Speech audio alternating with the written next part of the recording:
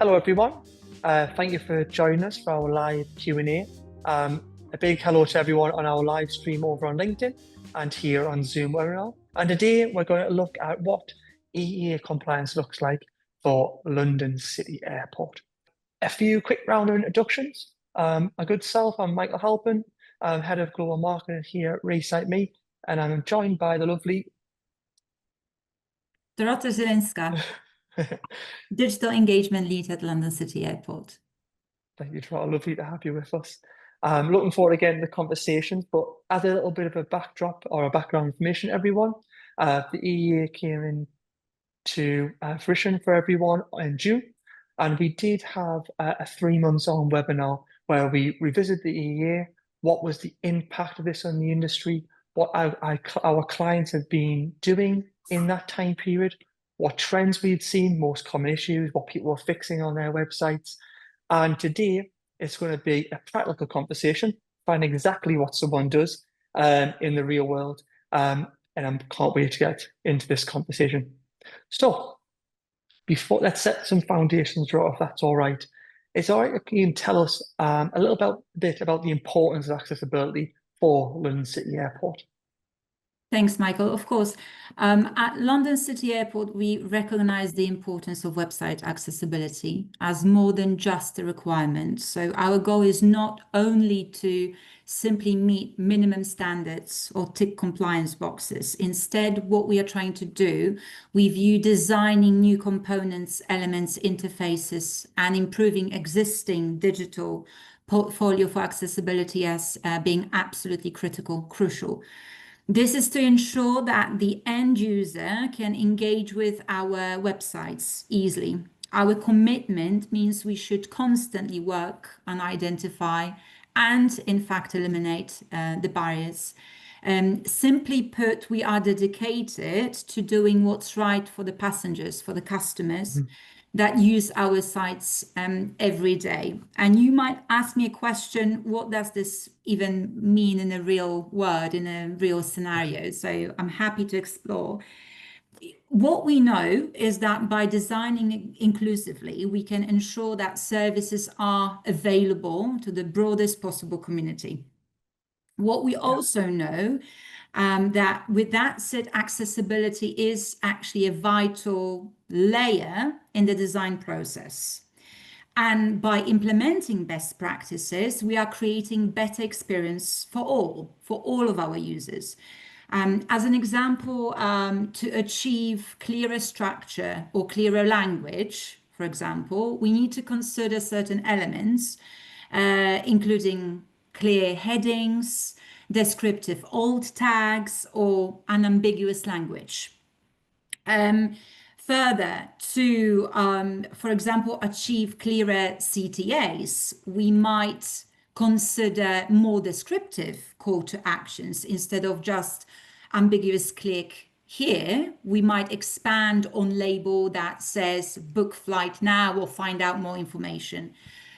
Or finally, another example for you is for visual clarity. What we tend to look at is the high contrast, and that's between the font and the background, both on the website, on CTAs, even on our emails, to enhance that readability universally.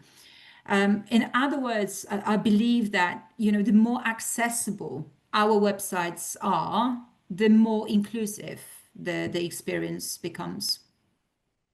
Yeah, so you're right. So I think it does come down to the user experience, doesn't it? Like mentioning your passengers there, all our journeys, we all will hopefully go on holiday or we go onto website airports, and we're all looking for the information as quickly and as simple as possible.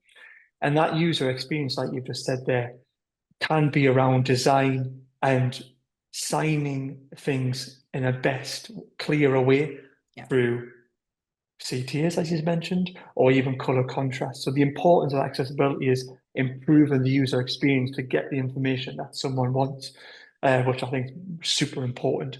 And on them steps you've been taken towards EAA compliance, what's that looked like so far? Yes. The challenges, I'm sure, What's that look like for the London City Very, Airport? very important and relevant question, Michael, because obviously we had to take some critical steps in order to Mhm. align with EAA and to address the critical deadline, which was actually the 28th of June 2025, so not so long ago. We had to acknowledge and establish the WCAG, some people for ease call it WCAG, level AA guidelines as the absolute baseline standard for our website or Yeah. websites in our situation because it's more than one. We are very proud of some key achievements. But I guess we need to take a step back and look at what we have done on that journey because we are just at the beginning of that journey. We have implemented the accessibility checker with yourselves, with ReciteMe, and first we conducted a very comprehensive accessibility audit using the ReciteMe checker tool against the WCAG guidelines 2.2, which effectively forms the technical basis for EAA standard. And as a result of that comprehensive audit, or rather audits across all of the microsites, we have identified specific accessibility gaps. Mhm. So the next step was based on the findings on the back of the audits, we have sort of put together a very detailed remediation plan. The plan that prioritizes fixes. So I call them the must-haves, barriers Yeah. that must be addressed as soon as possible. Over the should-haves or nice-to-haves or some level of recommendations, ReciteMe team refer it to that sort of fix as a check. And that's in line with A standard as well as the AA standard. As we as an airport, we need to comply with AA standard, which is actually an industry standard. I see what you mean. Um, And one quick thing as well, I was saying this, you'll have experience of this, is some of our websites, including yours, have so many pages. yes. And one thing that I've heard when people are talking is, where do you even start with this? So am I right in saying that you look at your golden journeys? There'll be certain golden journeys on your website. I want to book a flight. I want to find flight times. Did you prioritize that type of work first? Yes, that's correct. So we did prioritize. Obviously, the scan has to be performed across the entire site, as you can imagine. But we have prioritized the most visited pages, i.e., the homepage or flight information or departures, arrivals, book flights, etc., etc. So yes, that's to your point. Yes, we had to prioritize. It would be impossible to run the scan across, all of the pages that we currently have across all of the sites and microsites. So we focus on those priority pages, and then I guess the last aspect and the last sort of missing point was, okay, how do we actually publish it? How do we let people know that we are improving our accessibility online? So we have finally, as a step 3 in the process, almost published accessibility statements across all of the sites. So there is not even one statement that applies to all. Each site has a very distinct, very different statements in line with all the fixes and checks that we have identified and we are taking into consideration. And this is an important part of the journey because we are transparently demonstrating our proactive commitment to building that genuinely inclusive experience for our passengers, for our customers. And these statements are also subject to revisions. We aim to do those on a quarterly basis. As I said, in line with all the fixes being taken care of and released. I think what you said, one key word that you mentioned there was transparency. I think a lot of organizations maybe run a scan using different softwares and think, "Hey, God, I've got all these issues. I can't possibly tell the world that I'm failing at something." But an accessibility statement is that transparency thing of showing and highlighting someone's journey on access on that road to compliance. And we shouldn't be afraid of saying, we know where our shortcomings are, we know what our action plan is, and here's our statement to say what we're going to do and when we're going to do it. And you rightly said there, quarterly quarterly updates is fantastic to show to passengers and to others what your commitment to accessibility is and what you're tackling. I guess from my perspective, the accessibility statement is obviously regarded as extremely important as per EAA as well. However, it does not make your website compliant. No. No. So it is from our end is certainly a commitment that we know we're not there yet, but we are on that journey. We're making things happen in the background to make that accessibility journey smoother for everybody. And when using obviously the scanning tool to analyze the digital landscape and what issues are what we need to tackle, has there been any sort of standout ones that have cropped up that were easy to fix, or can you give us a little insight, maybe not too much, Yes, just a little sure. insight there? So well, you're going to be delighted to hear that I haven't had any major issues or That's always good. obstacles, challenges. However, there was one or two observations. Um, so one of the observations that I had is whilst we have Recite Me Checker, which is absolutely brilliant, is a valuable asset of ours, and it plays an integral part of our strategy, accessibility strategy online. I believe that it's always beneficial to have it supplemented, supplement its findings with additional manual testing, a service that I believe Recite Me team is also able to provide. Because, what I'm also maybe not necessarily lacking, but I think we could benefit from is that blended approach that would help us identify some gaps and potentially even like false negatives that Mm, automated tools wouldn't necessarily pick up there and mm. then, especially when it comes like, for example, with like third-party integrations. So I really do think that, the tool is absolutely brilliant. It allows us, automation, scalability. However, there is absolutely some level of manual testing that has to be taken into consideration. Yeah, I agree. I think with a large organization like your good selves and the amount of people that come to your website, going beyond automations into manual hand, that blended approach is a massive need.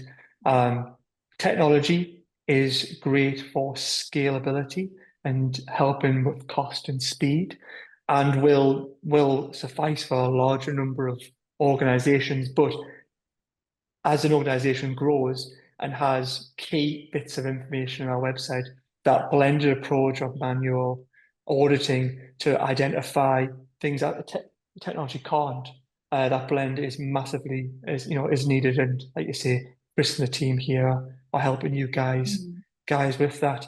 Um, is there any sort of examples of things that you found in the checker that you were able to sort of identify and fix pretty easy? I know when we did a 100 organization report on the European organizations, and we found alt text to be Oh, one of the yes. big key things.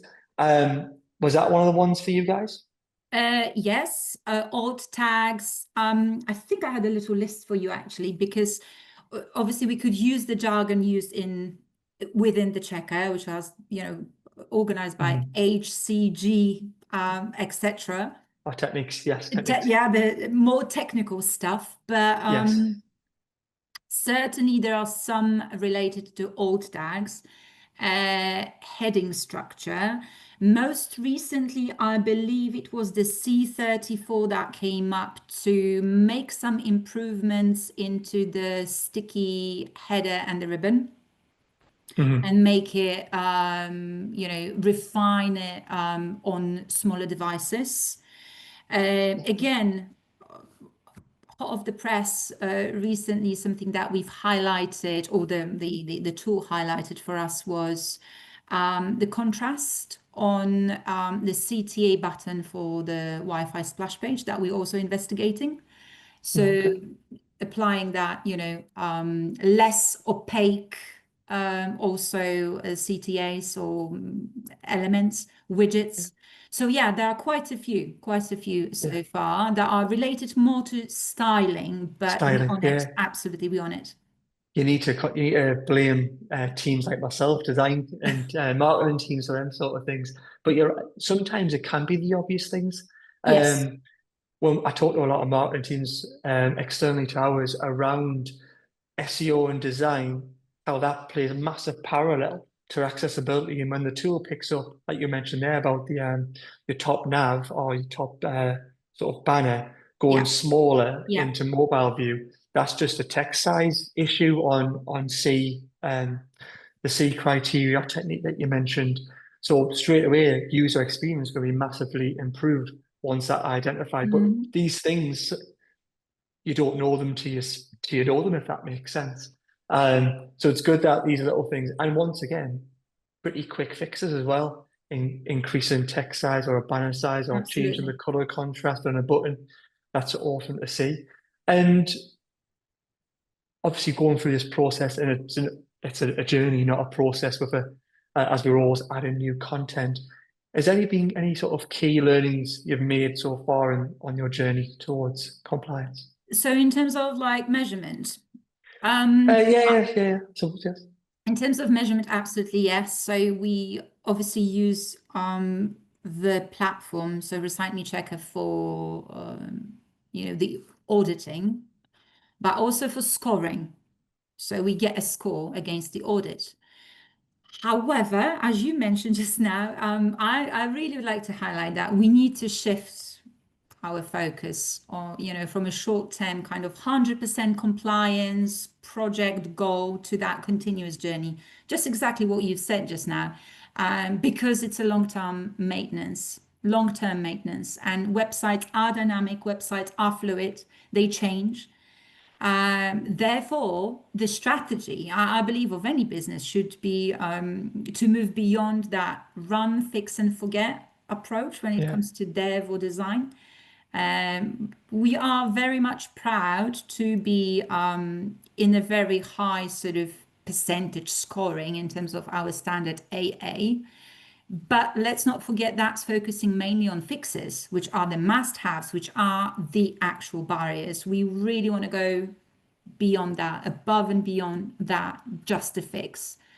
And we also looking at, how do we actually maintain the A score whilst actively, aiming for the highest within double A, which is the industry standard that we should always aim for, but also why not aiming for the triple A? But again, that is slightly more strict. Ultimately, our success will be defined by completing as many fixes as possible. I don't really like calling them fixes. I would rather name them mm, barriers, because there are barriers yeah. to some True. users. Again, with recommendations to follow. Oh, that's fantastic. I think, like you said, we've mentioned there around it's a journey, and marketing teams are always putting new content out. So scans always need to be done. New Absolutely. content needs to be checked all the time as before live as best it can. And what's next for accessibility at London City Airport?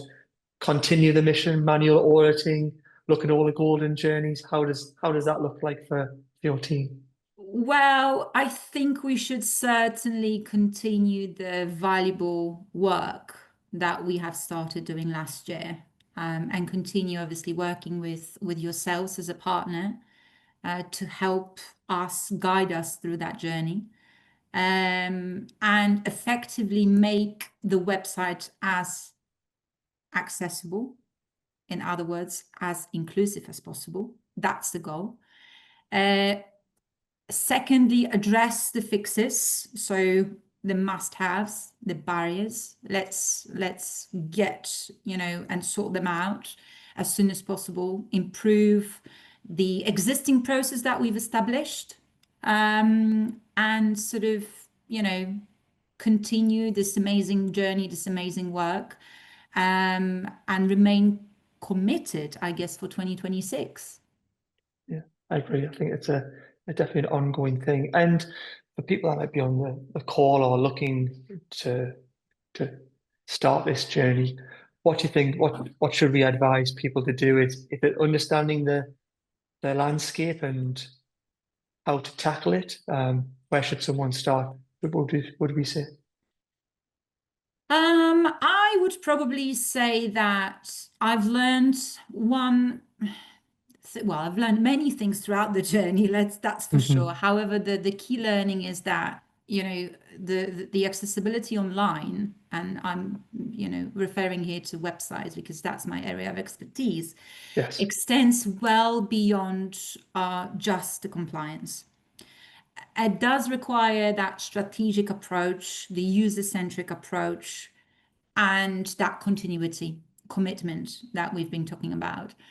Because as from my perspective, it almost shifts from just the compliance to empathy. And we already mentioned that accessibility is a vital element, is a vital layer in the design process.